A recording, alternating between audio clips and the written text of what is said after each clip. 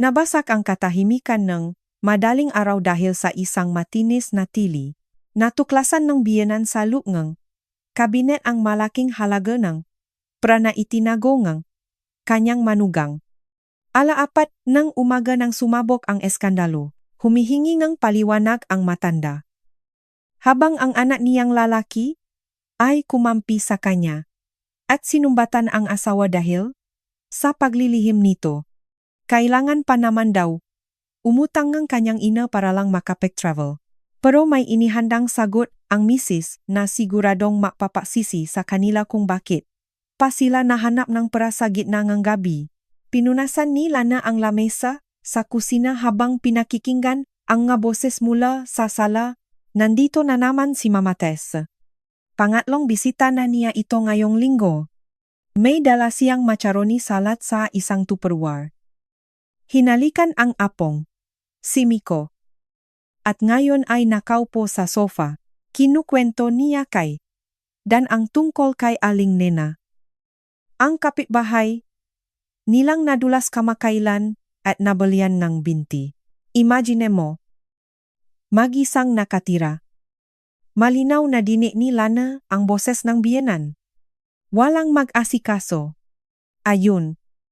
Nakahiga lang ngayon. Kawawa naman. Buti na lang yung mga anak niya. Hindi lumayo.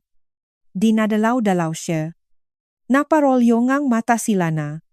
Hindi daw lumayo ang mga anak? Nagpaparinig ba siya? Nasa probinsya kasi ang mga magulang ni Lana kaya bihira sila makita.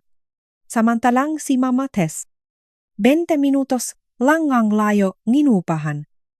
At parang naging misyon na sa buhay na i-micromanage ang pamilya ng anak niya. Hinugasan ni Lana ang basahan. Piniga. At lumabas papuntang sala. Nakaupo si Miko sa playmat. Seryosong naglalaro. Humihingal pa ang isang taong gulang na baby sa pag-focus na may shoot ang pulang ring sa laruang pyramid. Lana? Lumingon ang biyenan at binigyan siya ng ngiti na palaging nagbibigay ng kaba kay Lana. Nilagay mo na ba sa ref yung salad? Fresh yung pipino't kamatis niyan. Kaninang umaga ko lang ginawa. Opo. Nilagay ko na. Salamat po. Naupo, sila nasa gilid ng upuan. Tumango si Mama Tess at bumaling ulit sa anak. Dan? Bago. Batong. Maga kurtina niyo. Nagangat ng tingin si Dan mula sa pag-scroll sa cellphone. Ah. Oh. Bumili sila na mga 2 weeks ago. Okay naman. Diba? Okay naman. Okay lang. Mapanuring tiningnan ng biyenan ang bintana. Mukhang mamahalin. Ah. Saks lang po. Nakibit balikat si Lana. Nabili ko lang nang nakasali sa mall. Tumadyo si Mama Tess. Lumapit sa bintana. At hinaplos ang tela. Maganda ang materyales. Makapal. Tama yan. Masama kasi sa bata yung direktang sikat ng araw lalo na pagtanghali. Ang galing mo talaga. Lana, magaling ka sa bahay. Parang may double meaning ang compliment na yon. Naramdaman ni Lana na hindi lang kurtina ang gina-judge ngang biyenan niya. Kundi pati ang kakayahan nilang gumastos. Parang kinukwenta sa utak kung makano ang pera nilang mag-asawa. At saan ito napupunta. O siya. Uwi nako. Yumuko si Mama Tess kay Miko at pinagahalikan ang makabilang. Pisngi ngang bata. Ang bait-bait naman ng apo ko. Babalik si Lola bukas. Ay pagdadala kitang yogurt. Hinatid ni Danang ina sa pinto. May narinig si Lana na binubulong nila sa hallway. Pero hindi niya maintindihan. Nang sumara ang pinto, bumalik ang asawa niya. Sira na naman do yung elevator sa apartment nila. Sabi ni Dan. Sabay tutok, ulit sa cellphone. Nahihirapan daw. Si Mama akyatin. Yung ikalimang palapak araw-araw. Hindi umimik si Lana. 3 buwan na kasing nirereklamo ng biyenan niya ang elevator na yon. Pero wala pa namang direktang paramdam na gusto nitong tumira sa kanila. Wala pa, kinagabihan. Nang makatulog na si Miko. Nag-ikot sila na sa buong Tondo para i-check kung nasa tamang pwesto ang mga gamit. Naging ugali na niya ito simula nang mapansin niyang masyadong mapanuri si Mama Tess sa bahay nila. Kunwari walang mali siya nitong binubuksan ang mga kabinet. Sumisilip sa mga drawer. At hinahawakan ang mga display sa shelf. Sa sala. Sa lumang glass cabinet o platera. May isang envelope na nakatago sa likod ng mahalumang photo albums. Hinyek ito ni Lana. Nandoon pa rin. 300,000 piso. Ito ang secret savings. Niya na walang sinuman ang may alam. Ang iba rito ay galing sa mga pamasko at cash gifts ng mga magulang niya nung birthday niya. Ang malaking bahagi ay naipon niya mula sa mga bonus noong nagtatrabaho. Pasya bilang manager sa isang insurance company. Tapos, ipinanganak si Miko at naging stay-at-home mom na siya. Sapat naman ang sweldo ni Dan para sa kanila. Bayad sa kondo. Kuryente. Tubig. Groceries. Gamit ng bata pasok naman sa budget. Pero wala siyang balak ipaalam sa asawa ang tungkol sa ipon niya. Ito ang backup plan niya. Kung sakaling maging sobrang toxic ng pagsasama nila ngang mamas boy niyang asawa, ibinalik niya ang mga album at isinara ang pinto ng kabinet. May mabigat siyang kutob. Pakiramdam niya, may mangyayari. Masyado nang madalas bumisita ang biyenan niya. Masyadong maraming tanong. Masyadong maraming tinitingnan. Kinabukasan. Nandiyan na naman si Mama Tess. Ngayon naman, may dalang isang kaldero ngang sinigang. Ako na nagluto. Kasya na sa inyo.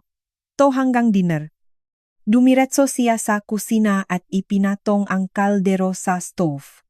Si Dan wala pa. Nasa trabaho pa po. Binuhat ni Lana si Miko. Gustong magpabuhat ng bata sa lola niya. Pero parang walang balak si Mama Tess na kunin ito. Ganun ba sige? Upo muna. Koat. Hihintayin ko siya. May gusto sana akong kausapin sa kanya. Nanigas si Lana. Dati kasi. Hindi. Nagtatagal. Ang biyenan niya kung wala ang anak nito. Iiwan lang ang pagkain. Hahalikan ang apo. Tapos aalis na. Bakit ngayon maghihintay pa?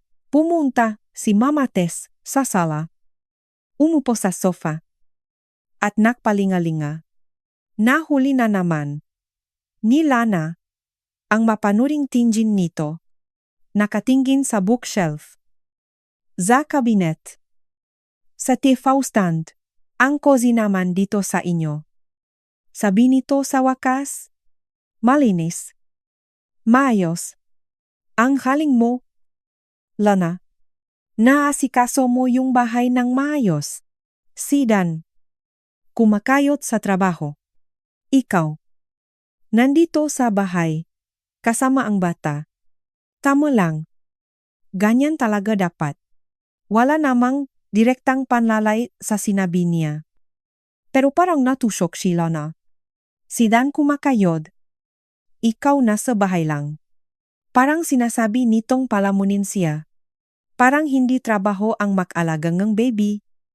Magluto. Maglaba. At maglinis buwang garaw. Sa bagay. Yung nakukuha mong allowance kay Dan. Hindi naman sapat para makapaglustay.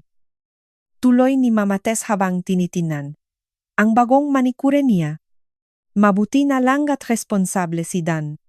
Hindi katulad ng ibang asawa na inubos sa alakang sweldo. Binibigay niya lahat sa pamilya.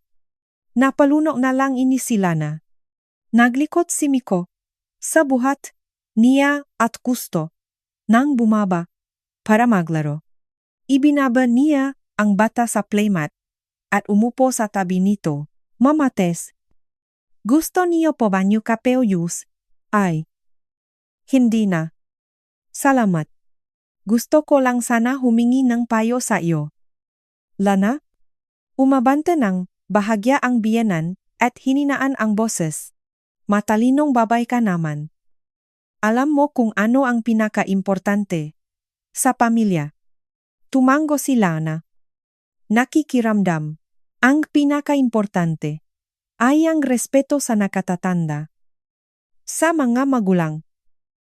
Lumaking mabuting bata si Dan. Palaking nakikinig at rumerespeto sa akin.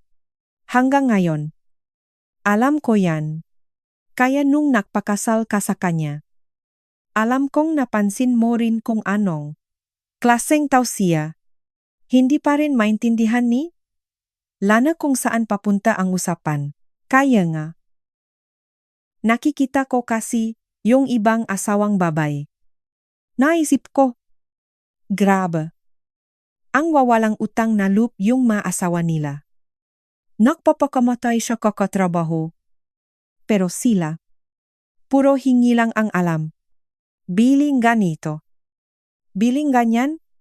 Tapos ni hindi man lang naisip ang mga magulang ngang asawa nila, parang hindi nag-exist. Nanlami ang buong katawan ni Lana.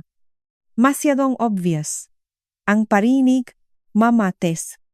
Kung may kailangan po kayo, sabihin niyo na, lang po ng diretso.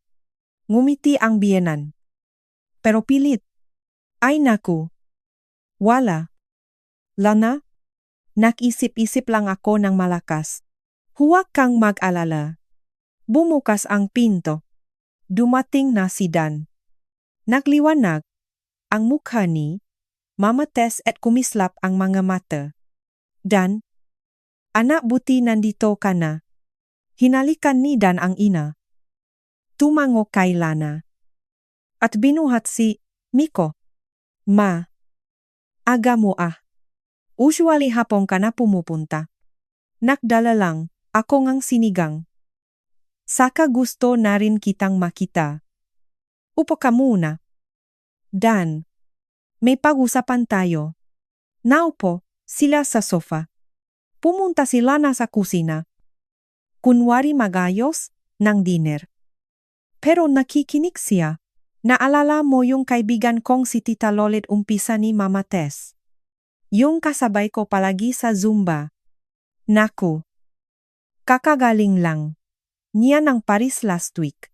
Pinakita niya sa akin yung mga pictures Eiffel Tower. Louvre. Ay grabe. Ang ganda-ganda talaga. Wow. Nice. Sagot ni. Dan habang nag-scroll sa phone niya. Dan? Nakikinig ka ba? Opo. Ma. Galing Paris si Tita Lolit. Bumuntong hininga. Ang ina. Alam mo? Buong buhay ko pinangarap kong makapunta sa Paris.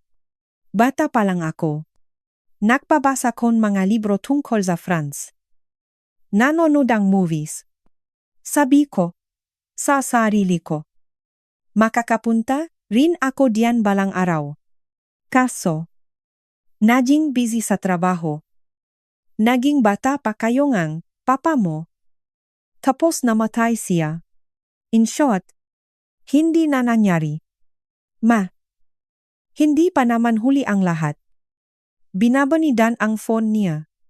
Ang dami na kayang mga tour packages ngayon. Merong nga. Wala namang pera.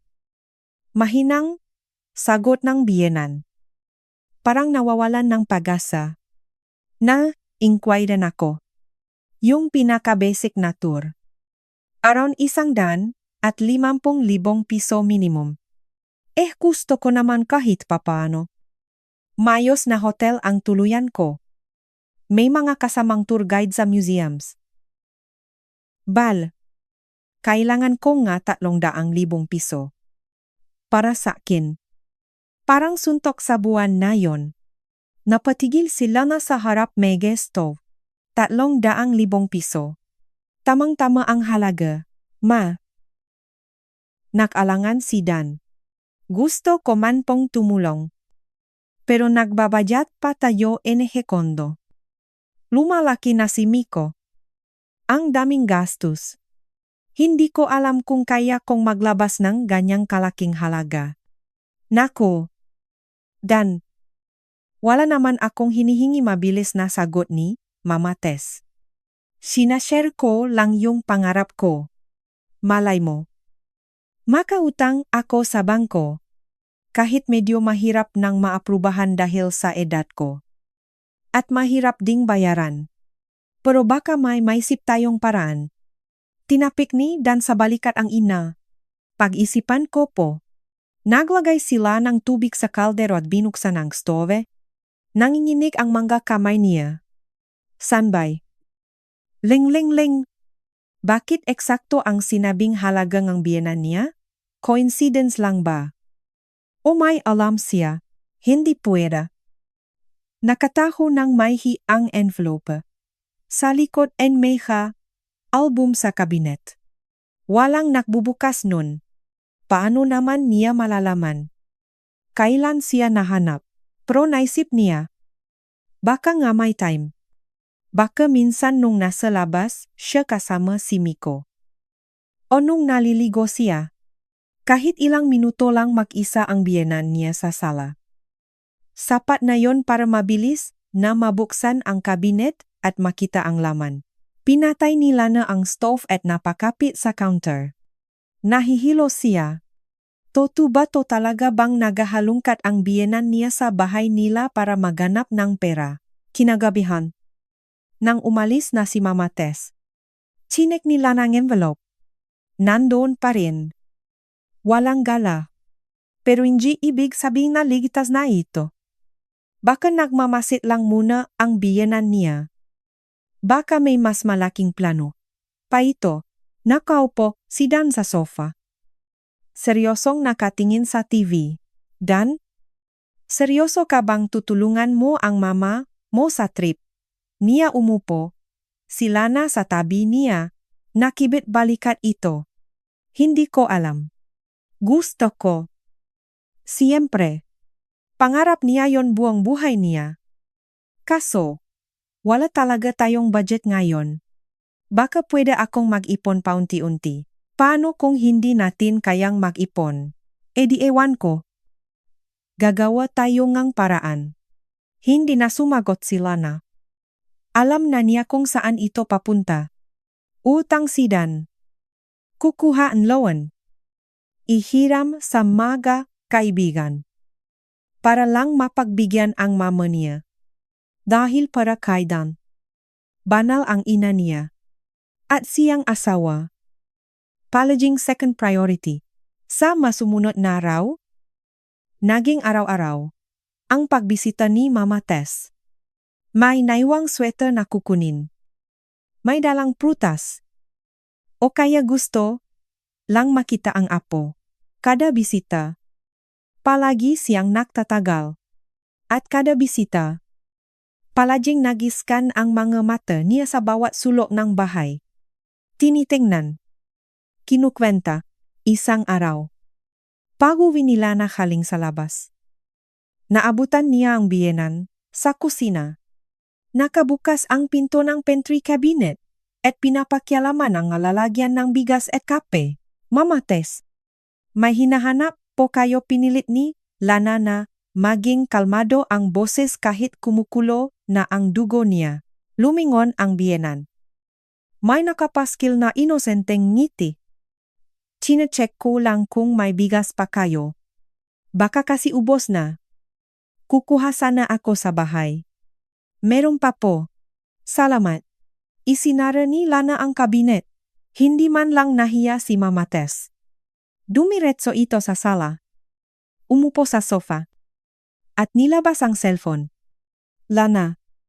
Halika rito. Tingnan mo yung pictures ni Lolisa Pari. Ang ganda. Grabe. Kahit labak sa loob. Lumapit si Lana. Sa screen. Nakita niya ang mga kalsada. Niege Montmartre. Ang Arc de Triomphe. At ang umilaw na Eiffel Tower sa gabi. Ang ganda. No manghang-mangha si Mama Tess habang nakatingin sa pictures. Akala mo nakikita ang langit? Ibibigay ko ang lahat.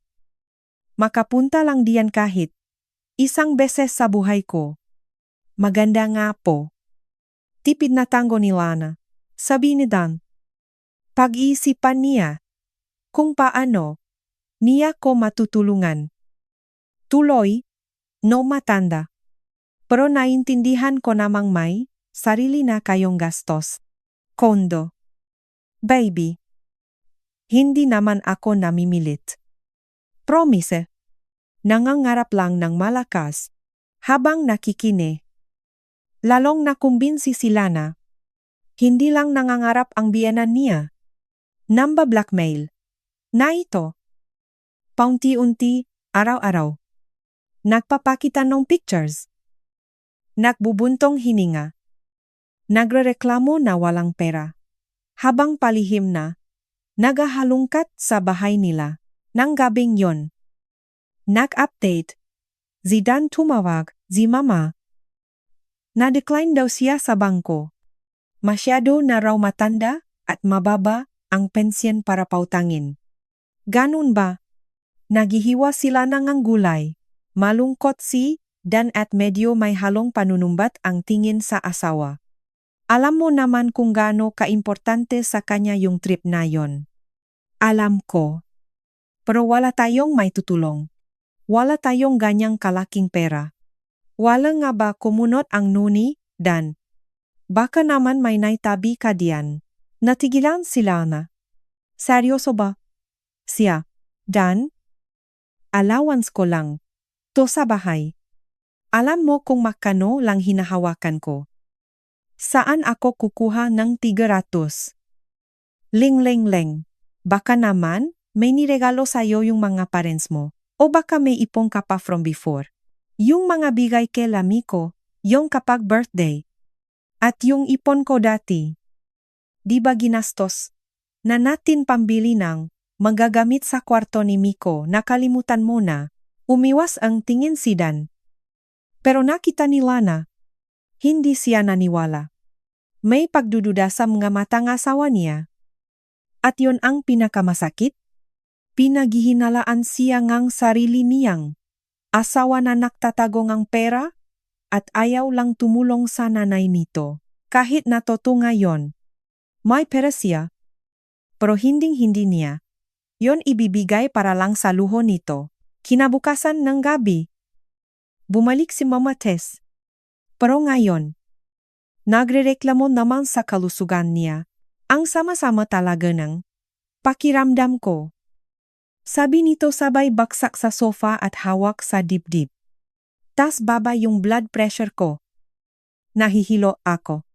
Natatakot akong matulog mag-isa sa bahay. Baka atakihin ako. Walang tutulong sa akin. Nalarma si Dan. Maroma. Patingin kaya natin sa doktor. Nakpatingin na ako. Dahil lang daw sa edad. Binigyan ako ngamot pero wala namang epek. Naisip ko. Baka pwede akong dito muna matulog sa inyo kung okay lang naman. Natatakot. Na kasi akong mag-isa doon. Alam nila na ang galawan na. To. Hindi talaga sakit ito. Gusto lang mag-overnight ng biyenan niya para makapahalungkat. Sa bahay nang walang nakakakita. Siyempre naman. Ma, dito ka na matulog. Mabilis na tumayo. Si Dan. Ilalatak ko yung folding bed diyan sa sala. Salamat. Anak? Ngumiti nang may halong awa-awaan ang matanda. Ang bait-bait mo talaga. Walang imik na nagpunta si Lana sa kusina. Kinakabahan siya. Dito matutulog ang biyenan niya. Ibig sabihin. Ngayong gabi nito, susubukang hanapin ang pera. Sigurado siya roon. Hinintay muna ni Lana na makatulog si Miko bago siya pumunta sa sala. Nakahiga na si Mama Tess sa folding bed at nakakumot. Good night. Lana. Enehiti. nito ng matamis. Good night po. Napatitik ng matagal si Lana sa platera. Nandoon pa ang envelope niya. Pero hanggang kailan, bumalik siya sa kwarto at humiga sa tabi ng asawa. Nakatulog agad si Dan. Humihilik pa ng mahina. Pero si Lana, nakadilat lang at nakikiramdam sa katahimikan ng bahay. Tiking ng orasan. Mahinang pahinga ni Miko sa kabilang kwarto. At sa sala. Tahimik. Masyadong tahimik. Nahintay sila ng kalahating oras. Dahan-dahan, siyang tumayo. Naglakad ng pati at papunta sa kwarto ni Miko. Mahimbing ang tulog ng bata. Inangat ni Lana ang dulo ng kutson at kinapa ang envelope. Nandoon pa rin. Buwa, nakahinga siya ng maluwag. Pero alam niyang hindi patapos. Siguradong maghanap ang biyenan niya sa madaling araw kapag tulog na ang lahat. Kailangan niyang maging alerto. Bumalik sila na sa kwarto at nahiga. Pero hindi siya dinalaw ngantok. Nakikinig siya sa bawat kaluskos. Nakibang ang pwesto si Dan at May binulong habang tulog. 1:30 ng madaling araw. Naging 2:00.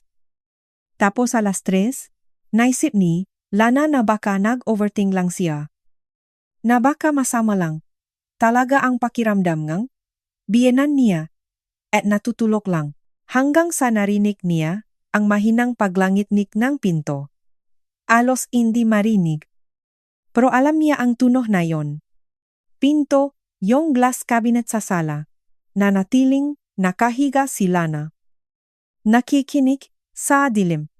Naulit ang paglangit-ngit. Maingat at mabagal. Tapos ay may mahinang kaluskos. Parang may nahlilipat ng magamit na iniwasang.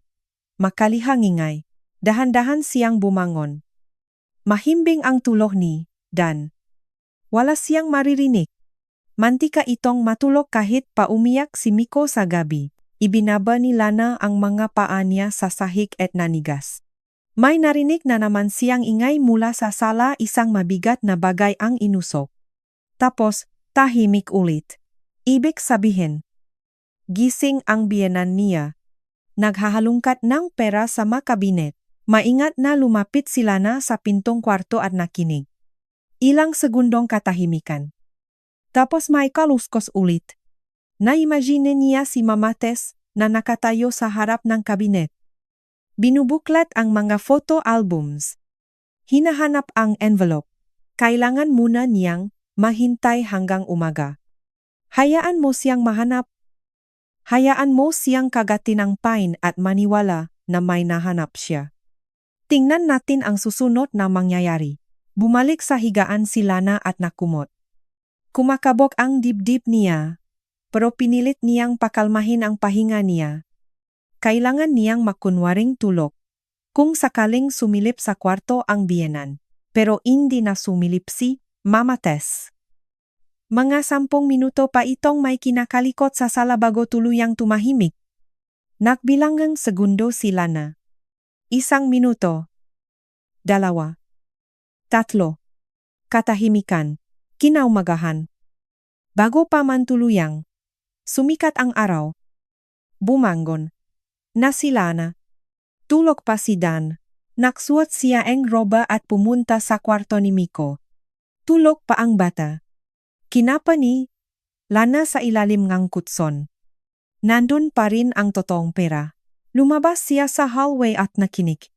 May gumagalaw sa sala. Tapos may mahinang ubo. Gising na si Mama Tess. Dumiretso si Lana sa kusina at naginitnok tubig. Kailangan niyang umaktong normal. Na parang walang alam sa ginawa ang biyenan niya kagabi. Pakalipas ng 10 minuto. Pumasok sa kusina si Mama Tess. Magulo pa ang buho. Mukhang bagong gising.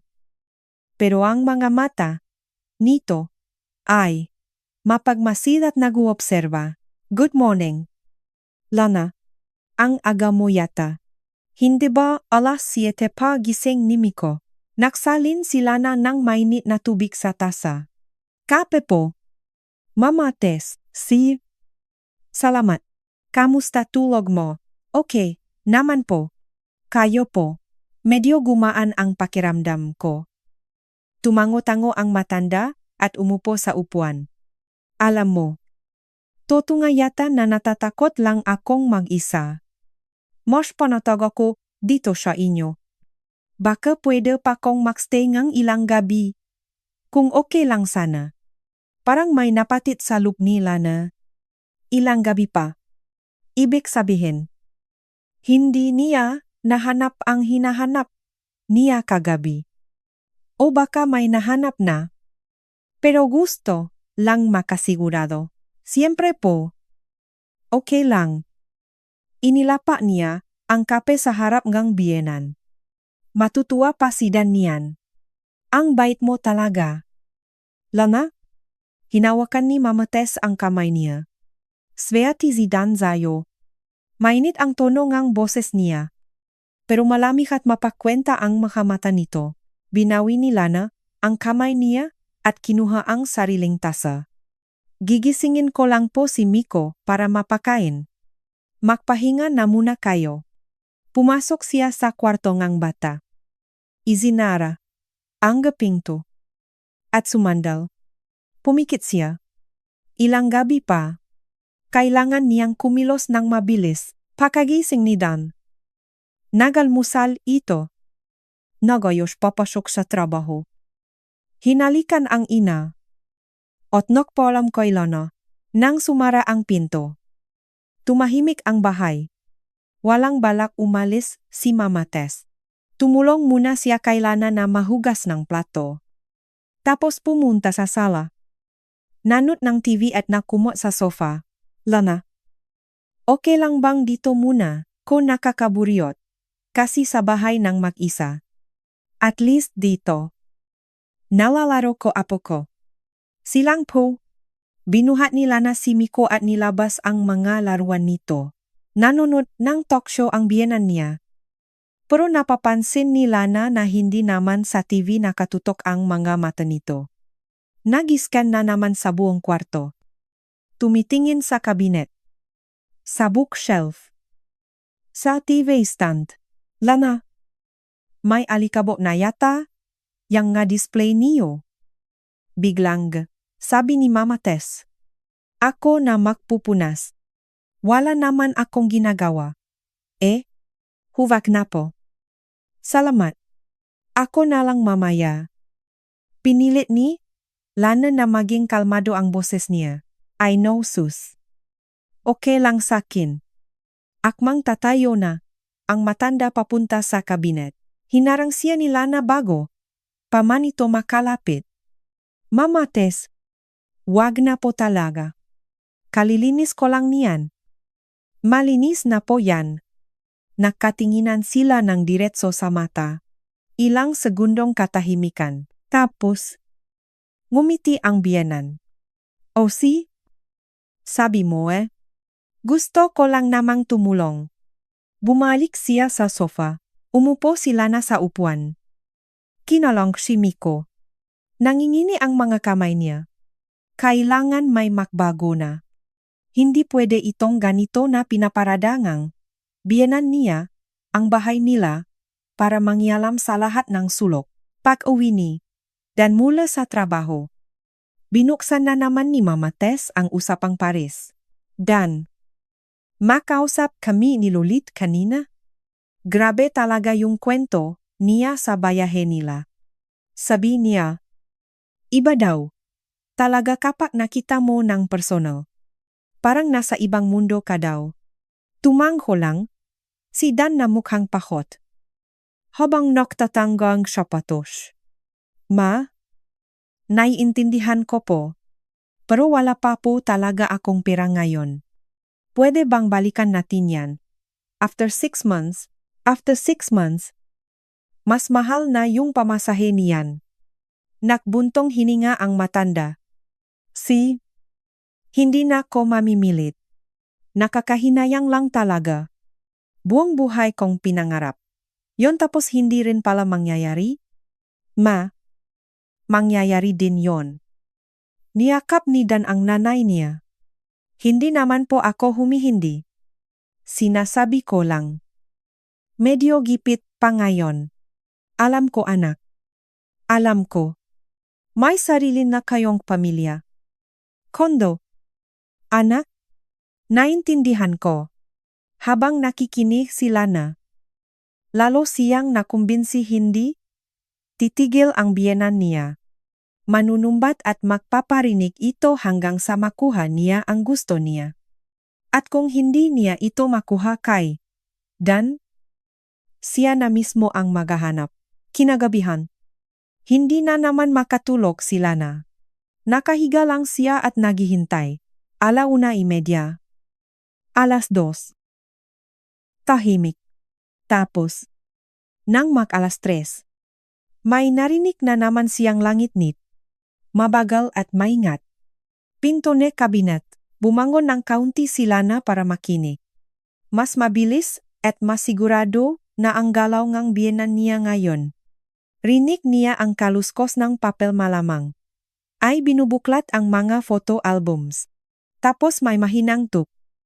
Parang may nalaglag na. Agad nitong pinulot. Tumayo si Lana. Lumapit sa pinto na kwarto. At binuksan iyon ng ilang pulgada para sumilip sa hallway. Sa sala, may mahinang ilaw na pumapasok mula sa street lamp sa labas. Nakita niya ang anino ng biyenan. Niya na nakayuko sa kabinet. Nakatalikod si Mama Tess. May hawak na kung ano. Siguro binabasa ang isa sa mga album. Tapos binaba ito at kinuha ang susunod.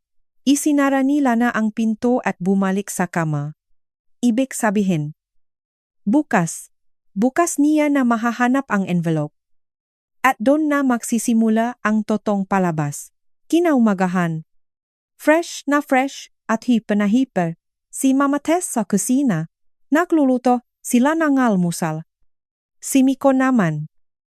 Nakaupo sa high chair at pinaglalaruan ang lugaw sa lamesa. Lana? Uwi na muna siguro ako sa bahay ngayon. Sabi ngang biyenan habang nagsasalin ng kape. Medyo okay na pakiramdam ko. Bumaba na rin bepe ko. Siye po. Tango ni Lana. Kung may kailangan po kayo. Sabihin niyo lang. Salamat. Nak. Ang bait-bait mo talaga. Lumabas nega banyo si Dan at nagulat na alis na ang gina niya. Ma. Uwi ka na baka gusto mo pang magstay ng isang araw. Naku hindi na anak. Ang dami ko pang gagawin sa bahay.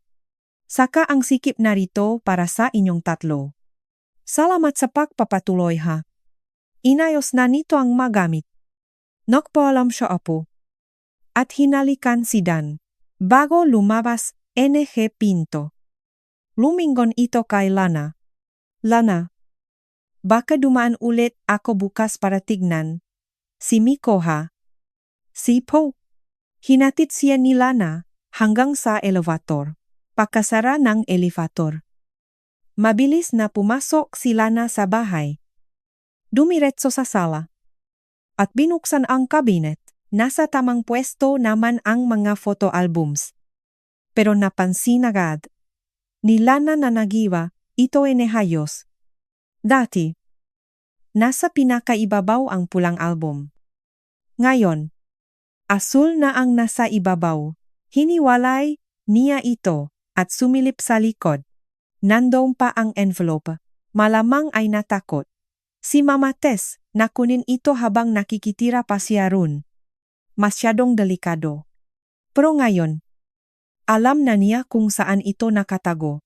Isinara ni Lana ang kabinet at sumandal sa pader. Kailangan na niyang kumilos ngayong araw din. Bago pa bumalik ang biyenan niya at nakawin ang envelope habang wala sila, pumasok siya sa kwarto ng bata. Nilok ang pinto. At nilabas ang totong envelope mula sa ilalim ng kutson. 300,000 piso. Nakatseli, nakupapen pa weapon le. Ang kanyang safety net. ang emergency plan niya. Nayarkaw niya ang pera para makasigurong kumpleto ito. Tapos, kumuha siya nga bond paper. Ula. At ganting. Mabilis siyang kumilos. Ginupit niya ang nga papel ng kasing size ng 1,000 piso at pinatong-patong. Nang matapos, kumuha siya ngang totong 1,000 piso at inilagay iyon sa pinakaibabaw ng mga ginupit na papel. Para kung sakaling kapain lang ng biyenan niya ang envelope o silipin saglit. Akalain nitong totong pera ang laman. Isinara ni Lana ang dumi envelope at isinulat sa labas. Para sa emergency eksakto kung ano ang nakasulat sa orihinal. Pumunta siya sa sala. Binuksan ang kabinet. Iniurong ang mga photo albums. At inilagay ang patibong na envelope kung saan nakalagay ang toto. Ipinatong niya ng maayos ang mga album sa mismong order kung paano ito iniwan ng biyenan niya asul. Pula. Berda. Isinara niya ang pintong kabinet at umatras ng ilang hakbang para tignan. Normal lang ang hitsura. Walang bakas na nagalaw. Bumalik siya sa kwarto at itinago ang totoong pera sa ilalim ng kutson ni Miko. Inayos niya ang bedsheet at kumot. Si Miko. Busy lang sa paglalaro. No block sa playmat. Walang kamalay-malay na naging tagwan ng yaman ang kamo niya. Buong maghapon ay balisa at naghihintay si Lana. Bawat ingay. Napapatalon siya. Bawat doorbell. Kinakabahan siya. Pero hindi dumating si Mama Tess. Pagdating nidang kinagabihan. Kumain nito at nanood TV. Sila na naman. Pinapatulog na si Miko at binabasahan ng kwento. Nakatulog na ang bata, yakap ang teddy bear niya. Hinalikan niya ito sa ulo at lumabas ng kwarto. Naglilipat ng channel si Dan. Humihikap, Dan? Bakit masyadong madalas bumisita? Ang mama mo dito sa atin umupo? Si Lana sa tabi niya sa sofa. Nakibit balikat ang asawa. Namimiss lang tayo nun. Nakakalungkot din kayang mag-isa. Sa bahay. Sabagay, pero hindi mo ba napapansin na masyado siyang nakikialam sa atin? Paano mo namang nasabi? Palagi siyang nagtatanong kung makano sweldo natin. Saan nating ginagastos? Tapos binubuksan pa niya yung nga kabinet. Pinapakialaman yung mga gamit natin. Kumunot ang noo ni Dan. Ano bang sinasabi mo? Lana, tumutulong lang si Mama sa gawaing bahay. Tumutulong o nag-iimbestiga. Tumigil ka nga. Tumaas ang boses ni Dan. Wala namang ginagawang masama si Mama. Ikaw lang yata tong may issue sa kanya. Tumahimik si Lana. Walang kwenta. Hindi rin siya papaniwalaan nito. Para kay Dan. Perpekto ang ina niya. Habang ang asawa niya ay mapanghusga at walang tiwala, tumayo si Lana. Pumasok sa kwarto at natulog. Sumunod si Dan at humiga na nakatalikot sa kanya. Tahimik sila buong gabi. Ramdam na ramdam ang tensyon. Sa hangin, kinaumagahan. Nagising si Lana dahil sa doorbell. Wala na si Dan. Pumasok na sa trabaho. Tulog pa si Miko. Naksuot ng roba si Lana at sumilip sa peephole ng pinto. Si Mama Tess. Sino pang nga ba? Binuksan niya ang pinto. Nakangiti ang biyenan niya. May bit-bit na papabag. Good morning. Lana May. Dala akong ensaymada. Bago sa bakery. Magugustuhan. Tony Miko. Salamat po. Tuloy kayo. Umiwas sila na sa daan. Dumiretso sa kusina. Si Mama Tess at nilapak ang bag sa lamesa. Wala na si Dan. Opo. Pumasok na. Si Miko tulog pa ba? Opo. Siya. Hihintayin ko na lang siyang magising. Dumiretso ang matanda sa sala at umupo sa sofa. Naiwan si Lana? sa kusina at nag-init ng tubig. Ilang minuto pa, narinig niya ang pamilyar na langit-ning pintong kabinet. Ito na yon. Sumandal sila na sa pinto ng kusina at nakinig. Narinig niya ang kaluskos ng papel at kung ano-anong binubuklat sa loop. Tapos biglang tumahimik. Isang mahaba at mabigat na katahimikan. Dahan-dahang lumakat. Sila na papuntang sala. Nakatalikod si Mama Tess. Nakatayo sa harap ng kabinet. At may hawak na envelope. Mama Tess, may hinahanap po ba kayo? Kalmado lang ang boses ni Lana. Parang walang pakialam. Mabilis na napalingon ang biyenan. Namutla ito sa gulat. Kaba at pakalito. Pero agad nitong binawi at ngumiti ng pilit. Ay, naghahanap lang sana ako photo album. Yung mga lumang pictures ba naalala mo nung nag-beach tayo nila? Dan last year gusto ko lang sanang tignan. Album tinuro nila na ang envelope gamit, ang uso niya. Ano po yan? Ito tiningnan ni Mama Tess ang envelope na parang ngayon niya lang nakita. Ay, ewan ko. Nakuha ko lang yata bigla. Baka mga importanteng dokuman ni Yoto. Pakibalik na lang po diyan. Inilahat nila na ang kamay niya. Naalangan ang biyenan. Baho dahan-dahang. Ibinalik ang envelope sa lubang kabinet. Isinara ang pinto. At umatras. Sorry. Lana ha. Hindi ko naman gustong makialam sa mga gamit niyo. Naghahanap lang talaga ko kong pictures. Okay lang po? Lumapit sila na sa kabinet at tinayos ang mga album. Next time, po sabihin niyo sa akin. Ako na maghahanap para sa inyo. Tumango si Mama Tess. Si Kamang Pibig. Bumalik ito sa kusina. Naksali ng kapa at uminom ng paunti-unti na hindi man lang makatingin ng diretso.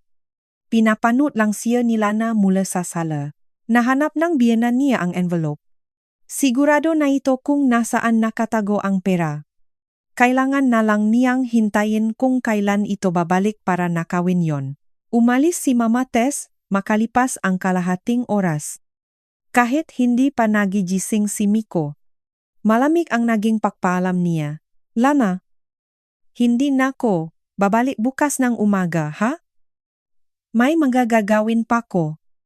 Wag niyo na ko intayin. Sipo. Tumango si Lana. Pagkasara ng pinto. Bumalik si Lana sa sala at binuksan ang kabinet. Nandun pa rin ang dumi envelope. Pero halatang nagalaw na ito. Medyo nakausli na ang dulo nito sa ilalim ng album. Isinara ni Lana ang pinto at umupo sa sofa. Kumakabog ang dibdib niya. Kumagat na sapain ang biyenan niya. Alam na nitong may pradon at siguradong kukunin na niya yon soon. Maghihintay na lang siya sa sumunod na 2 araw.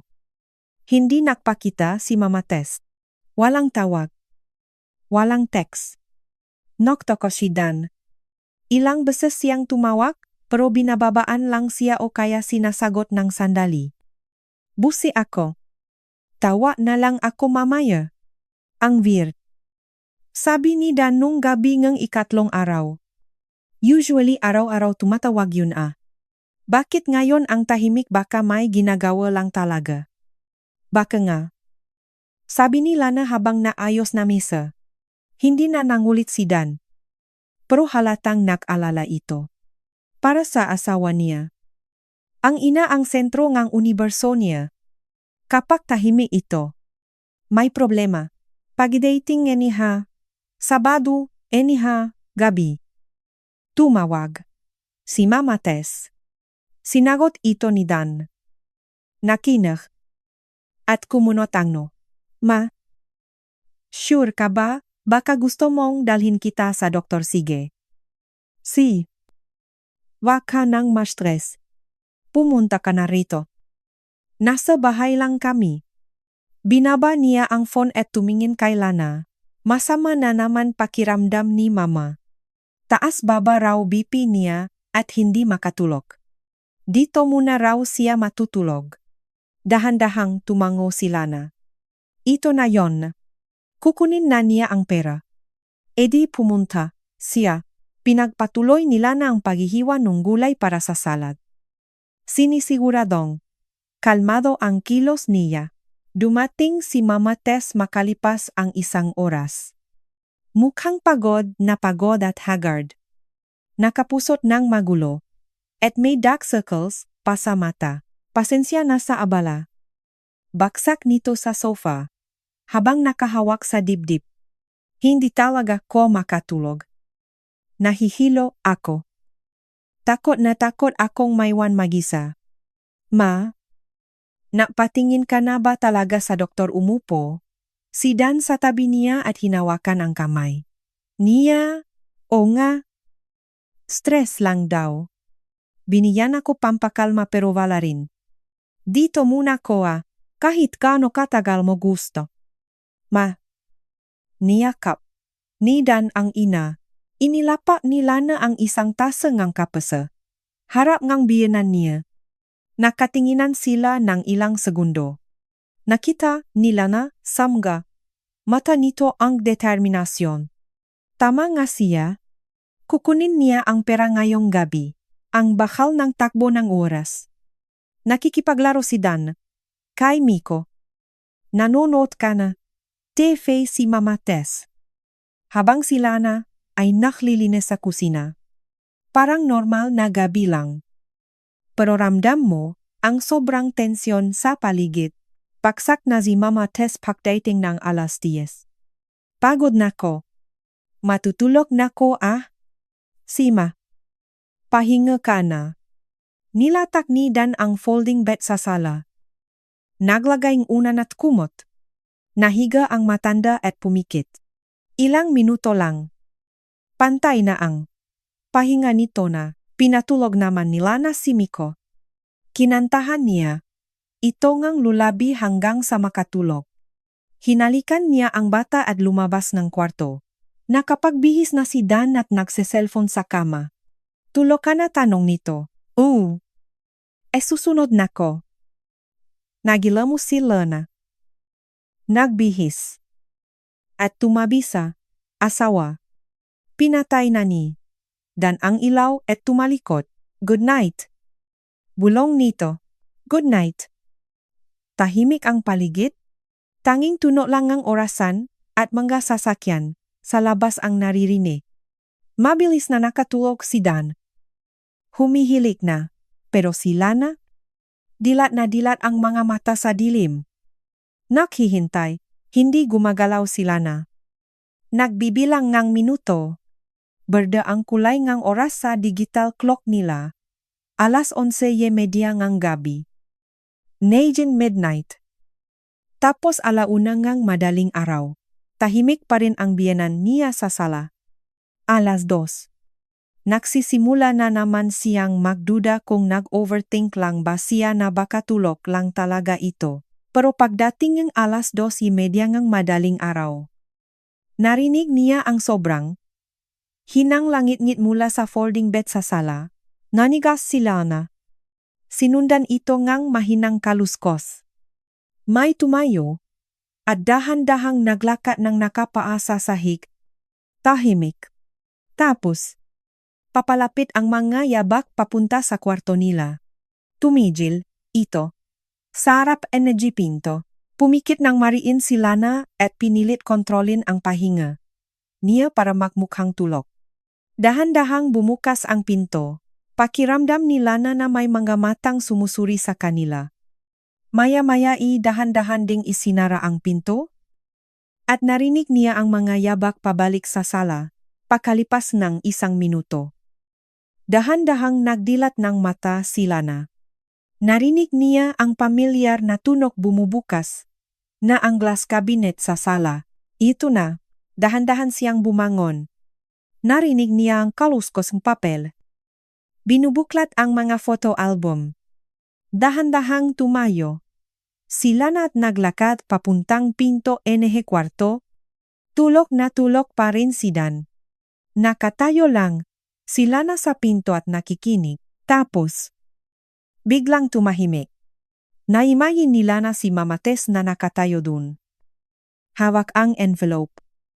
Kinakapa at tinitingnan at biglang. Isang matinis at nakakabinging tili.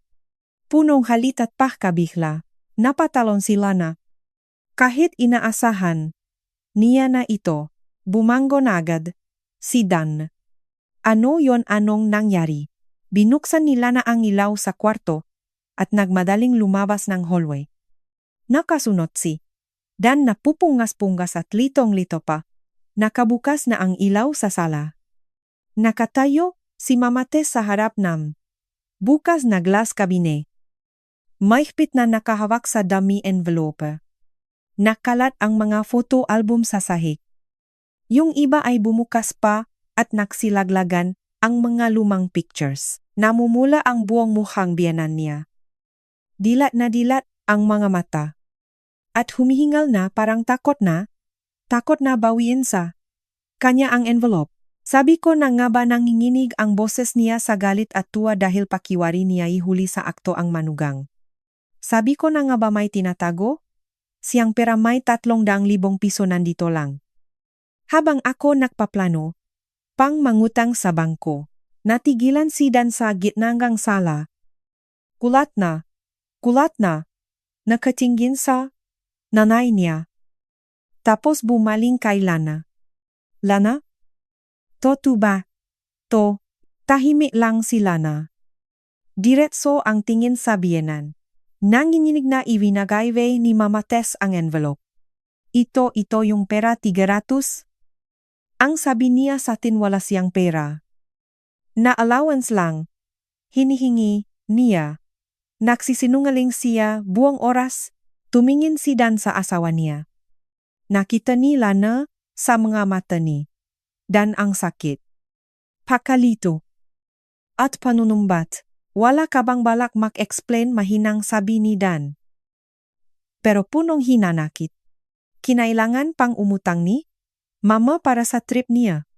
Dahan-dahang naglakad. Sila na palapit sa biyenan niya at inilahat ang kamay niya. Akin na yang envelope. Swerte mo niyakap ni Mama Tess ang envelope sa dip-dip niya. Pera to ka pamilya. Pera naming magina. Wala kang karapatang itago, to. Akin na sabi yan. Ulit ni Lana. Kalmado pero matigas. Nakalangan ang matanda bago inabot ang envelope. Kinuha ito ni Lana. Binuksan. At kinuha ang bungkos nga ginupit na papel. Kinuha niya yung 100,000 sa ibabaw. At inapot ang puwang punl kay Den. Ayan ang 300. Di sa tsako. Kaso nga lang. Yung 299. Libo diyan puro bond paper. Nakakapokto ka. No. Kinuha ni Dan ang mga papel. Blanco ang reaksyon. Habang kinakapa ito, at tinitignan bago tumingin sa nanay niya, namutla si Mama Tess. Nanginginig ang manalabi niya. Binubuka niya ang bibig niya, pero walang lumalabas na boses. Ano? Pakakamalito. Nagahanap lang. Kasi ako na picture. Alapat ng madaling araw na pangisi sila na. Wow! Tamang-tama pala yung oras. Para mag-reminisce sa photo album. Tapos bigla mong nahanap yung envelope sa likod ng 5 patong ng album sa dulo ng kabinet. Ang swerte mo naman. Hindi ko maintindihan. Pinilit ni Mama Tess na ayusin ang sarili. At nilaksan ang boses. May narinig kasi akong ingay. Akala ko may magnanakaw. Kaya lumabas ako para tignan. Binuksan ko yung kabinet. Tapos nakita ko yan. Akala ko importanteng documents. Sasabihin ko lang sana na itabi niyo sa mas sejure na lugar. Alaapat ng madaling araw. Ulit ni Lana. Narinig niyo may magnanakaw. Kaya chinek niyo yung glass cabinet sa sala. Sobrang logical. Walang imik si Dan. Nakatingin lang siya sa ginupit na papel. Tapos tumingin sa ina. Dahan-dahang nagbago ang reaksyon sa mukha nito. Mula sa pagkalito. Unti-unting nakakaramdam ng pagunawa. Napalunok si Dan. Totoo ba? Totong nakahanap ka ng pra namin? Umayos nang tayo ang ina at itinaas ang baba. At ano naman ngayon nanay mo? Ko ako ang nakpalaki sa'yo. Ibinigay ko ang buong buhay ko sa iyo. At kung may labis kayong pera, obligasyon mong tulungan ako hindi naman ako ibang tao. Labis tinaas nila na ang kilay niya. Yung 300. Ano an sinyo? 2 na. Kung nakakabayad, kayo ni kuryente at bay. Nakakabili, nong gamit, nong bata.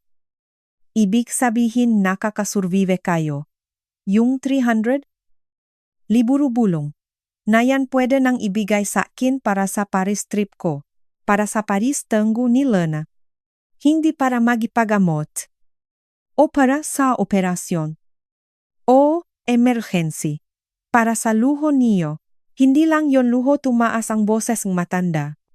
Pangarap ko yon buong buhay kong. Pinangarap na makita ang Paris. At dahil sa pangarap na yon, nagahalungkat kayo sa bahay namin ng madaling araw na parang magnanakaw. Hindi ako magnanakaw na mula sa galit si Mama Tess. Gusto ko lang makatulong. Naisip ko kung may ipon siya. Dapat tumulong siya sa pamilya. Sa pamilya, umabante sila na. O personal lang sa'yo anong kinalaman ng pamilya dito kung mag-isa ka lang namang pupunta? Inalok mo ba si Dan o si Miko? Tumahimik ang biyenan niya.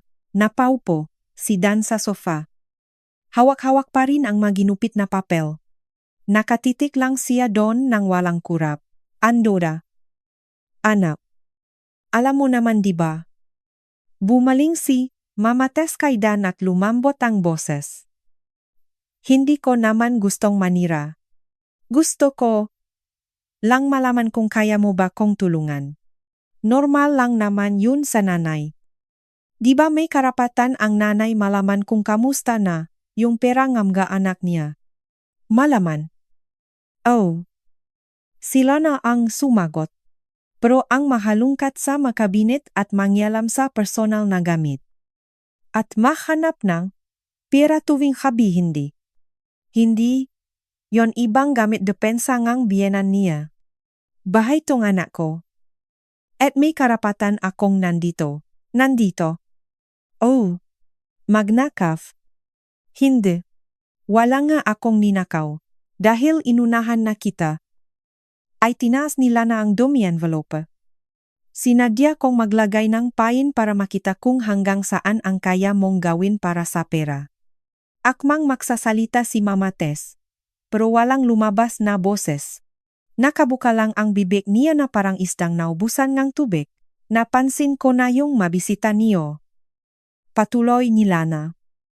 Kalmado ang boses. Kung paano niyo ayos kanyong bahay. Sumisilip sa mga drawer. Hinahawakan yung mga display. Nakita ko kayong nagahalungkat. Sa kabinet nung gabi na akala, niyo tulog na ang lahat.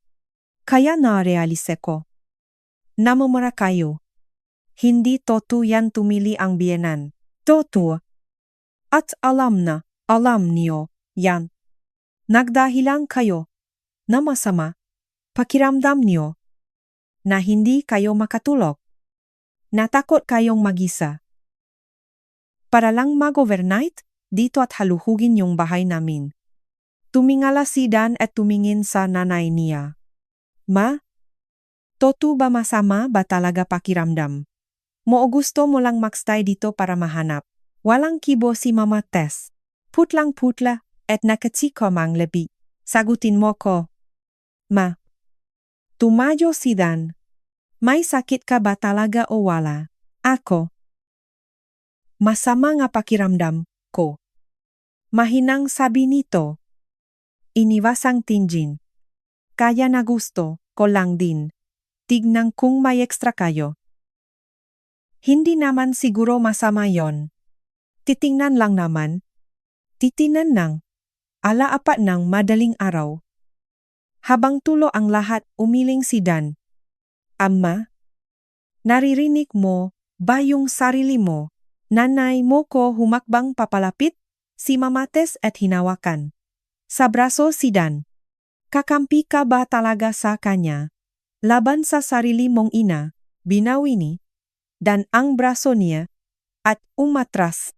Hindi, to usapin ng kakampi. Ma, usapin tong tama at mali. At ang mahalungkat ng gamit ng may gamit tuwing gabi. Maali yon. Anong may gamit tumaas?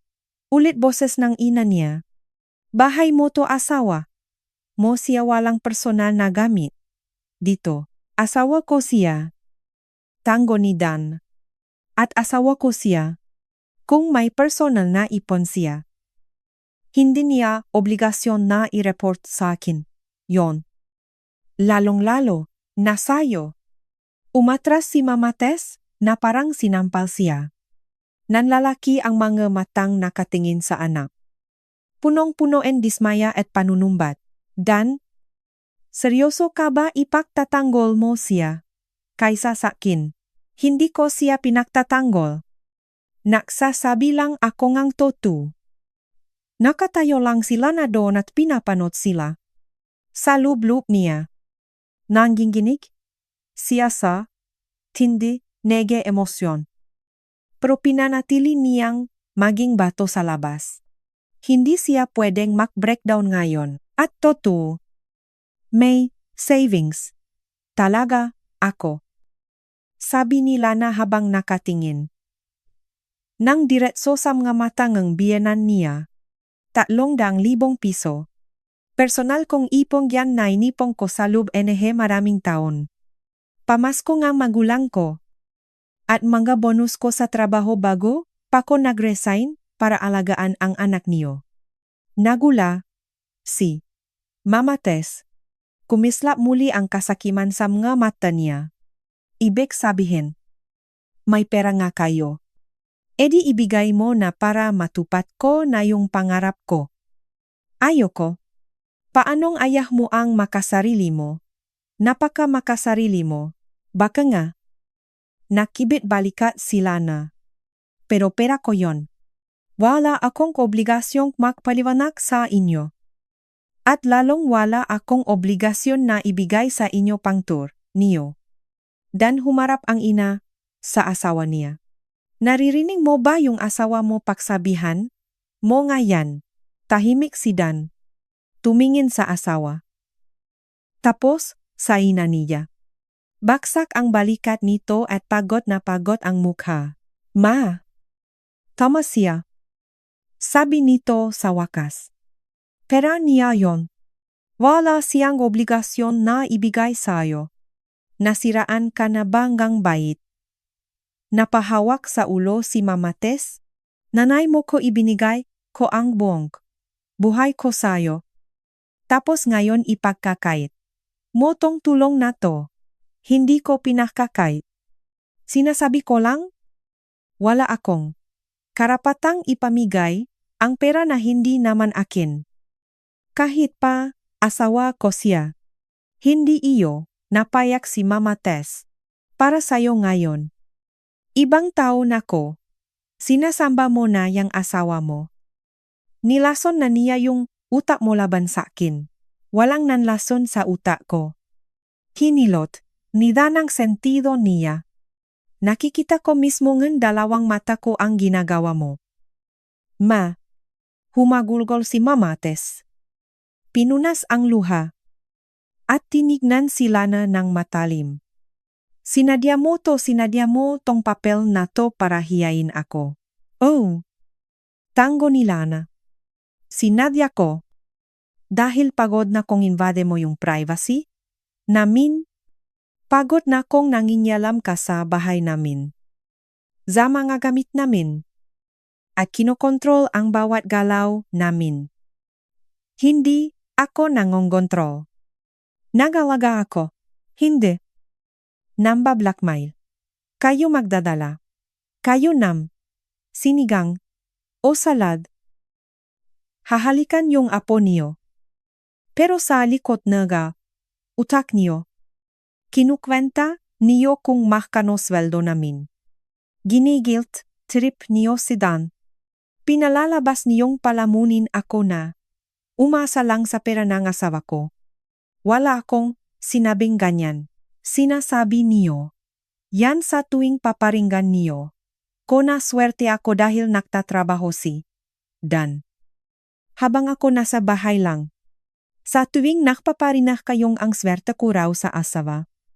Walang nasabi ang matanda. Nanginginig ang labi nito. Tapos, galit na hinarap si Dan. Hindi na ko mag-stay sa bahay na to. Hindi ko hahayang bastusin lang ako ng asawa mo. Ma? Teka lang. Pinigilan siya ni Dan. Hindi aalis na ko ngayon. Dinakmadali siyang pumunta sa sala at padabok na inayos ang magamit niya. Nakatayo lang si Dan sa hallway. Hindi alam ang gagawin. Pinapanot lang siya ni Lana. Pinasok nito ng mabilisan ang damit. Charger. At makeup sepe. Nanginginig ang kamay kaya nalaglag pa yung iba. Pupulutin ulit. Ayan hindi na ko babalik dito sinuot ni Mama Tess ang jacket niya at binitbit ang bag. Magsama kayong dalawa. Wala na kayong nanay. Ma? Mag-usap tayo bukas kapag kalmado. Na ang lahat. Hinarang ni Dan ang pinto. Tumabi ka diyan. Dan sabi ko. Tumabi ka. Itinulak. Nege, ina, ang anak niya. Binuksan ang pinto. At mabilis na lumabas papuntang hallway nang hindi man lang lumilingon. Pabaksak nitong isinara ang pinto. Nakatayo lang si Dan sa gitnang sala. Nakatiti sa pinto. Tapos ay dahan-dahang tumingin kay Lana. Babalik pa kaya siya mahinang tanong niya. Hindi ko alam. Nakibit balikat si Lana. Gusto mo bang bumalik siya? Sa totoo lang? Hindi. Tumango si Dan at umupo sa sofa. Napahawak siya sa mukha niya. Umupo si Lana sa tabi niya. Hindi siya hinawakan. Sorry. Sabi niya habang nakayuko. Hindi lang talaga ko makapaniwala na kayang gawin ni Mama yon. Naintindihan ko. Akala ko talaga, nag-aalala lang siya para sa atin. Gusto lang mahing close tayo. Nagnanakaw siya sa gabi. Dan? O nga. Tumingala si Dan at tinignan ang asawa. Namumula ang mata nito at mukhang pagod na pagod. Totoo ba? Nagtago ka talaga ng pera. In case na kailangan mong umalis. Nagalanggan saglit sila na bago tumango. Oh. Hindi ko kasi alam kung hanggang saan abot yung mama mo. At hindi ko rin alam kung kakampi ka ba sa akin o sa kanya. Kaya may emergency fund ako just in case. Yets ko. Umiwas ang tingin si Dan. Ibig sabihin wala kang tiwala sa akin. Wala akong tiwala sa sitwasyon. Nakikita ko kasi kung paano ka sumuno sa nanay mo. Kung paano ka palaging nag-agree sa kanya. Kung paano palahing mas importante opinyon niya kaysa sakin. Natakot ako na balang araw papipiliin ka niya. At siya ang pipiliin mo. Pero hindi ko siya pinili ngayon. Hindi. At salamat doon. Niyakap siya ni Dan. Sumandal sila na at pumikit. Bumaksa ang lahat ng tensyon at kabangang nga nakaraang linggo. Napaluha na lang siya. Pagod na ako. Bulong niya. Sobrang ipagod na. Alam ko. Sorry talaga. Sorry dahil bulak ako sa nangyayari. Nagyakap lang sila ng ilang minuto sa katahimikan ng madaling araw. Pagkatapos.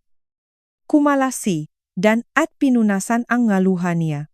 Pwede ko bang makita yung totong pera? Tumango si Lana. Tumayo at pumunta sa kwarto. ni Miko. Maingat na inangat ang bedsheet. At kinuha ang envelope.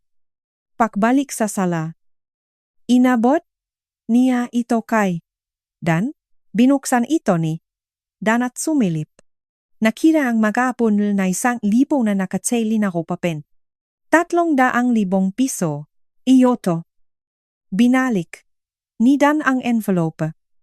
Hindi ko hinihingi at hindi ko aagawin. Pera mo yan. Safety mo yan. Itago mo hanggang kailan mo gusto. Salamat. Niyakap nila na ang envelope. Hindi. Ako dapat magpasalamat. Kasi binuksan mo ang nga mata ko tungkol kay mama. Sa sitwasyon natin. At sa kung paano ako maging asawa. Naging bulag at tanga ako. Dati yon. Ngumiti ng bahagya si Lana. Pero nagising ka na. Sana hindi pa huli. Hindi pa huli. Nayakap ulit sila. Unti-unti nang sumisikat ang araw sa labas. Pumapasok na ang liwanag sa pagitan ng makurtina. Narinig nilang gumalaw si Miko sa kwarto. Tumayo si Lana at pinuntahan ang bata. Hinalikan niya ito sa ulo habang tulok na nakabuka pa ang makamay at paa. Walang kamalay-malay sa nangyari. Bumalik siya sa sala. Nakaupo pa rin si Dan. Nakatingin sa sahig na malalim ang iniisip.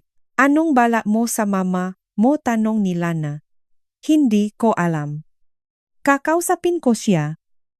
Ipapaliwanag ko na hindi pwede yung ganito. Na may sarili tayong pamilya at boundaries. Kung gusto niyang maging part ng buhay natin, dapat rumspeto siya.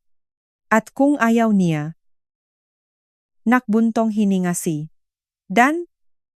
Edi didistansya tayo. Tumango si Lana. Hindi siya nakaramdam ng tuwa o payayabang. Sobrang pagod na siya para doon. Payapa niyang tinanggap ang nangyari. Matutulog muna ko. Sabi ni Lana. Hindi pa talaga ko nakakatulog. Ara, si. Susunod na rin ako. Humiga siya sa kama nang hindi man lang nakpapalit ng damit. Pumikit siya. Nakflash sa utak niya ang nga sinabi ng biyenan niya. Ang mukha nitong galit na galit. Ang pakagulat ni Dan. Ang nga ginupit na papel na pangisi si Lana. Sambe. Ling ling ling. Eksaktong halaga ang binanggit ni Mama Tess. Noong sinabi nitong pangarap niyang magpares. Siguradong nakita niya talaga yung pera sa una niyang pahalungkat. Gumana ang patibong. At ngayon, nakita na rin sa wakas ni Dan ang totong kulay ng nanay niya. Dinalaw na siya nga tok hanggang sa makatulog siya ng mahimbing. Pagkagising ni Lana. Mataas na ang araw sa labas. Tiningnan niya ang orasan. 10:30 umaga na. Grabe. Ang habangang tulog niya. Nagpunta siya sa banyo at nagilamos. Ang putla niya at ang laking ang eye bags niya sa salamin. Mukhang 1 linggong walang tulog. Paglabas niya, nakikipaglaro si Dangkay. Miko sa sahig. Nagbubuo ng blocks. Gising ka na pala. Nakabawi ka ba, tanong ni Dan? Medyo. Napakain mo na ba si Miko? Oh. Nag-oatmeal siya sa kaprutas. Okay na kami dito. Umupo si Lana sa gilid ng sofa. Tumawag ba mama mo? Hindi. Nag-text ako, pero di nag-reply. Nagtatampo yon. Sigurado. Katahimikan. Tiniba ni Miko ang nga blocks at tumawa ng malakas. Binuulit ito ni Dan. Lana. Hindi tumitingin si Dan. Magiging okay na ba tayo? O natatakot ka pa ring dumating ang araw na alis ka? Naisip ni Lana na deserve ng asawa niya ang tapat na sagot. Hindi ko pa alam. Titingnan ko muna kung ano magiging desisyon mo. At kung paano niyo ayusin ang relationship niyong magina. Kung itatayo mo talaga ang boundaries natin at paninindigan mo yon, then makakalma na ako. Pero kung next month, babalik na naman tayo sa dati. Hindi. Tumango, si Dan. Fair enough. Sisikapin kong hindi ka i-disappoint. Sana nga, tumayo si Lana at naginit ng tubig para magkape. Nagvibrat ang cellphone niya. Isang message mula sa nanay niya. Sa probinsya, kamusta ka na? Di ka na nagtatawag Nagalala tuloy ako. Ngumiti si Lana at nagreply. Okay lang po ma. Dami lang ginagawa. Tawa po ako maya. Kwento ko, tumingin siya sa bintana. May mabatang naglalaro sa babang kondo. May nanay na, nag-uusap. Isang normal at payapang Sabado ngang umaga. Lumapit. Si Dan buhat-buhat si Miko. Lana? Gusto ko lang mag-thank you. Salamat dahil hindi ka sumuko. Dahil pinaglaban mo to. Alam kong ang hirap-hirap para sa iyo. Tapos wala pa kong naitulong. Pero kinaya mo. Kinaya ko. Tango niya. Dahil kung sumuko ako, baka sunod-sunuran na ko sa nanay mo habang buhay. Sa sarili kong bahay. At ayokong mangyari yon. Niyakap siya ni Dan habang karga ang bata. Sumandal si Lana at pumikit. Baka nga maging okay din ang lahat. Baka nga kayanin nila to. At yung envelope na may 300,000 piso maiwan pa rin sa ilalim ng kutson ni Miko. Para sa emergency. Para sa mga araw na hindi mo inaasahang mangyayari dahil minsan. Ang panganib ay nasa loop lang mismo ngang sarili mong bahay. Sobrang tahimik ng linggong iyon. Bihirang mangyari? Pero hanggang alas 9 ng umaga natulog si Miko. Wala ring pasok si Dan, nagising. Si Lana na. Pakiramdam niya ay may naalis na. Tinik sa dibdib niya. Ngayon lang ulit siya nakatulog ng diretso nang hindi nakikinig sama. Kaluskos sa gabi. Lumabas siya papuntang kusina. Nakaupo si Dan habang nagkakape at nag-scroll sa cellphone. Good morning. Batini. Dan? Kamusta tulog? Okay naman. First time after ilang weeks. Yes ko. Naksalin si Lana ng kape. Hindi pa nagre-reply. Mama mo? Hindi pa rin. Nag-text ako kagabi tsaka kaninang umaga. Sainsin niya lang pero hindi nagre-reply. Nagtatampo talaga. Tapos, kakausapin ko pa rin siya. Nang personal. Sasabihin ko yung magusto, kung sabihin pag pumayag na siyang makipag-usap. Tumango si Lana. Hindi na nagtanong pa. Nang umiyak si Miko sa kwarto. Agad pinuntahan ni Lana. Pinakain. Binihisan. At dinala sa sala para manood. Energy cartoons at maglaro. Maya-maya. Nagring ang cellphone ni Dan. Si Mama Tess. Sinagot ito ni Dan. Hello. Maupo. Nandito lang kami. Okay lang. Kayo po, hindi naririnig ni Lana ang usapan. Pero sa ekspresyon ni Dan, alam niyang hindi maganda ito. Makita tayo. Mag-usap tayo. Hindi sa phone. Kailangan nating pag-usapan to ng kalmado. Okay. Mamayang alas 3 sa bahay mo? Binabani, Dan ang phone at minasahe, ang tulay ng ilong niya. Pumayag siyang makipag-usap. Sabi niya, may gusto rin daw siyang sabihin sakin. Tingin mo magsosorry na pangisi si Lana? Doubt it. Malamang ipaglalaban niyang mali ako at siya ang tama. Pero sasabihin ko pa rin yung dapat kong sabihin. Tumingin si Dan kay Lana. Sasamahan mo ba ko? Nag-isip si Lana. Ayaw na niyang makita ang biyenan niya. Pero first time din kasing humingi ng suporta nga asawa niya sa paharap sa nanay nito. Si Sasama ko. Iniwan nila si Miko kay Aling Helen. Ang kapitbahay. Nilang madalas nilang mapag-iwanan ang bata kapag may lakad nang makarating sila sa apartment ng nanay ni Dan. Sira pa rin ang elevator kaya naglakad sila hanggang ikalimang palapak. Kumatok si Dan sa lumang pinto. Bumukas ito at sumalubong ang biyenan ni Lana. Nakadasta. Magulo ang buhok. At malaki ang eyebags. Tiningnan niya si Dan. Tapos ay lumipat ang masamang tingin kay Lana. Bakit mo pa siya dinala? Asawa ko siya. Ma? At yung pag-uusapan natin ngayon. Tungkol sa aming dalawa. Nag-alangan saglit si Mama Tess bago sila pinapasok sa masikip nilang apartment. Umupo ang mag-asawa sa lumang sofa. Habang si Mama Tess ay naka-cross arms sa upuan sa harap nila. Ang bigat ng tensyon sa paligid. Ma. Simula ni.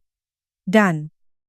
Kailangan kong sabihin to at sana pakinggan mo ko hanggang dulo nang hindi ka sumasabat. Tumango ang Gina. Yung ginawa mo nung isang gabi. Maling-mali yon. Ma. Nagalungkat ka na gagamit namin para maganap ngang pera. Nilabag mo yung tiwala at privacy namin. Dan. Nakpaliwanag na ko. Ma. Sabi mo hindi ka sasabat. Tumahimik ang matanda. Alam kong nanay kita at malaki ang utang na loob ko sayo. Pero hindi ibig sabihin nun may karapatan ka ng mangyalam sa buhay namin. Na-i-check kung magkano sweldo namin at kung paano namin hinagastos yon. Hindi ako nangongontrol. Nagmamalasakit lang ako. Ma. Yumiling si Dan. Ang pagmamalasakit. Nagtatanong kung kailangan namin gang tulong. Hindi yung nagahalungkat kang kabinet tuwing gabi para maghanap ng ipon ng maipon. Tumingin sa bintana si Mama Tess at pinigil ang luha. Buong buhay ka. Ibinigay ko sayo. Namatay ang papa mo nung 10 taong gulang ka pa lang nagdalawang trabaho ako mapalaki ka lang ng maayos. Tapos ngayong pangarap ko na lang ang hinihingi ko. Pinakakait mo pa. Hindi ako nakakait ng tulong. Ma. Sinasabi ko lang na hindi pwede yung hihingi ka. Gamit ang gipon. Nag-aasawa ko. Nag-ipon si Lana para sa sarili niya at wala siyang obligasyon na ibigay sa akin. O kahit sayo. Ang parang yon. Napakasarili. Niya masamang tumingin si Mama Tess. Kay Lana. Nagtatagong pero na parang daga. Ma. Tama na tumaas ang boses ni Dan. Tama na ang panlalait sa asawa ko. Wala siyang ginagawang masama. Ikaw ang gumawa ngang mali. Napayak si Mama Tess. Parang hindi makapaniwala. Kakampihan mo talaga siya. Hindi ako kumakampi. Ginagawa ko kung ano ang tama. At ang magalungkat ng bahay ng may bahay. Madaling araw, manohinda. Ay mali. Ang manghingi ng parapang tour, gamit ang konsensya. Mali. Ang gamitin ang salitang nanay ako. Mali, wala akong minamanipula. Lahat na lang ng conversation nating ganyan. Ma, susumbat mo na nahihirapan ka. Na nag-isa ka. Na masama pakiramdam mo para puntahan kita, ma? Mahal kita. Pero may sarili na kong pamilya. Ngayon, asawa at anak. At sila na ang priority ko. Hindi na ikaw. Humagulgol ang matanda. Hindi ko naman sinabing iwan mo sila eh. Gusto ko lang tulungan mo ko makapunta sa Paris, masama ba yun, ma? Hindi emergency ang Paris. Luho yan. Kung wala kang pera pang tour. Mag-ipon ka o huwag ka nang tumuloy. Pero hindi pwedeng ipilit mo yan sa amin. Hang liit na pensyon ko. Paano ko? Mag-ipon. Hindi ko na problema yon. Ma. Tahimik. Tumingin si Mama Tess sa anak niya. Ibig sabihin hindi mo ko tutulungan. Hindi ko kukunin sa ipon ni Lana. Kung makapera akong sarili ko at may extra ako, tutulungan kita. Pero sa ngayon, hindi pweda. Kailan? After 2 years 58, nako gusto ko lang makita ang Paris bago ako mamatay. Naiintindihan ko. Ma, pero hindi ko may bibigay ang wala ako. Biglang tumayo si Mama Tess. Dumiretso sa bintana at sumandal. Naiintindihan ko na. Wala na kong halaga sa inyo. Gawin niyo kung anong gusto niyo. Wag niyo na kong tatawagan. Wag niyo na kong pupuntahan. Hindi ko na kayo kailangan. Tumayo rin si Dan. Ma, wag naman ganito. Ayokong mag-away tayo. Gusto ko lang. Maintindihan mo na may boundaries din kami. Boundaries lumingo ng matanda na nanginginig sa galit. Ako nakluwal at nakpalaki sa'yo. Tapos lalayan mo kong boundaries. Ma, kasi kung hindi, lalamunin mo buong pamilya ko.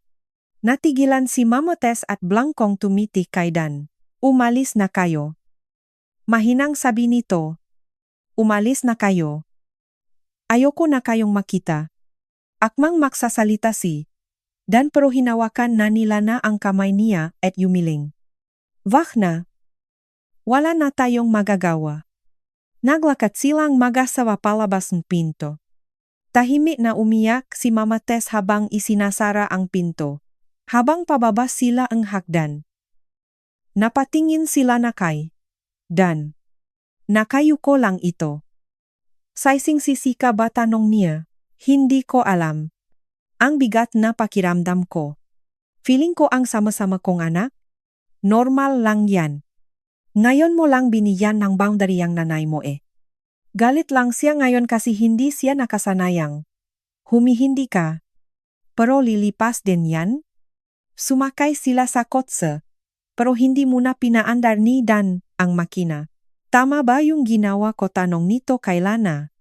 Napinili ko ang asawa ko kaysa sa nanay ko. Dahil ako, yung partner mo habang buhay. Pinalaki ka niya. Tama yon. Pero ngayon, may sarili ka ng pamilya. At kami dapat ang unang-una sa listahan mo. Tumango si Dan. Pinaandar ang makina. At umuwi. Kinuha nila si Miko. Nakpakain sila na. At pinatulog ang bata. Paglabas nila na sa sala. Nakita niya si Dan na nakatingin sa phone. Paano kung hindi na siya magparamdam?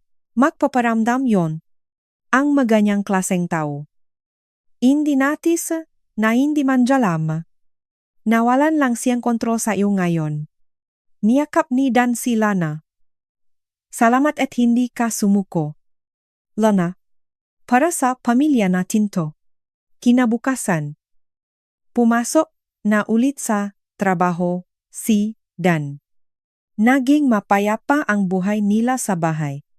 Walang tawag. Walang bisitang nang hahalungkat. Walang nagmamanipula. Pagkaraan nga 1 linggo. Nung Sabado, umaga. Nauring ang phone ni Dan. Tiningnan nila ito pareho. Si Mama Tess, sinagot ni Dan. Hello. Ma, nakita nila na hindi sumisigaw ang asawa. Kalmado lang itong sumasagot. Opo. Ma. Naintindihan ko. Agree po ako dun. Nang ibabani, Dan ang phone. Tumingin siya kay Lana. Sabi niya, napag-isip-isip daw niya. Naisip niyang sumobra nga raw siya. Gusto niya pa rin daw tayong makita at si Miko. Pero sama, kondisyon ko na. Sa kondisyon mo tinaas ni Lana ang kilay. Sabi ko, walang biglang pagbisita, walang pakialamanan gamit. At higit sa lahat, walang hingyan ng malaking pera pang luho. Pumayak siya. Tingnan natin kung hanggang kailan niya masusunod yan. Nakangising sabi ni Lana. Oh. Tingnan natin. Pero at least, malaking step forward, too. Ngayon, feeling ko tayo na talaga yung totoong pamilya. Walang third party. Walang sabit. Tayong tatlo lang ni Miko. Niyakap ni Lana ang asawa at pumikit. Para sa kanya, payapa na ang lahat. Pwedeng bumalik sa dati, si Mama Tess anumang araw. Pero hindi na siya natatakot dahil alam niyang kakampi na niya. Ang asawa niya, habang ang 300,000 piso mananatili itong nakatago sa ilalim ng kutson ni Miko, siguro pagdating ng panahon. Gagamitin nila ito para sa negosyo o ipunin para sa tuition ng bata. Pero sa ngayon, nakatago lang ito dahil minsan, ang may mga malalaking problema. Hindi mo inaasahang darating. Pero kung handa ka, hindi na ito nakakatakot.